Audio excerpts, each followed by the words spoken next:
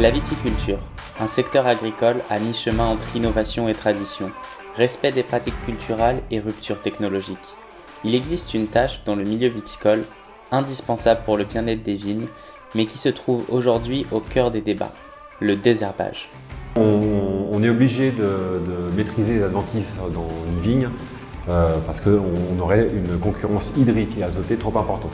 L'herbe, on l'a toujours gérée pour limiter la concurrence et on la gérait avec une pioche et on venait piocher les vignes, ça faisait partie du métier de vigneron, quoi. Et puis la chimie est arrivée. Leur facilité d'utilisation, leur coût faible a fait que ça a été tout de suite adopté par l'agriculture moderne.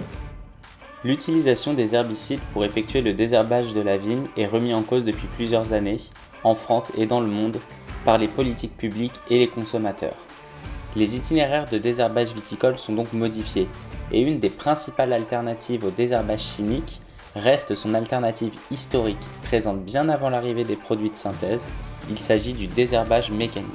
Actuellement, ce qui nous freine dans le passage à un désherbage total mécanique ou autre hors herbicide, c'est le coût.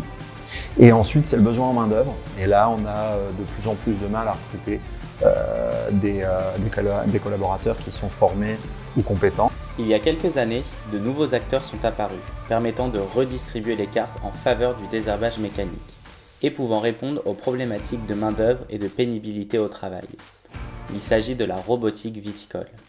La robotisation fait que vraiment, ça se remplacer l'homme par cette machine autonome. Ça permet aux viticulteurs de se concentrer sur des tâches à plus forte valeur ajoutée peut-être que de conduire un tracteur avec des lames intercept 5 fois par an dans la parcelle, ce qui prend beaucoup de temps. Aujourd'hui, la robotique viticole doit cependant répondre à des enjeux sécuritaires, fixés par ce qu'on appelle la directive machine, qui doit définir le cadre de l'utilisation de ces nouvelles technologies. On ne sait pas au jour d'aujourd'hui si on doit avoir et un robot autonome et une personne qu'on doit payer pour le surveiller, auquel cas quel intérêt d'avoir un robot plutôt que quelqu'un sur un tracteur. L'investissement aussi qu'il faut raisonner d'une manière globale. Demain, les herbicides chimiques ne seront peut-être plus présents en viticulture et les robots feront partie intégrante du paysage dans les vignes. Bien qu'arrivée à maturité technologique, la robotique viticole doit encore répondre à des enjeux réglementaires durant les prochaines années pour se développer auprès des viticulteurs.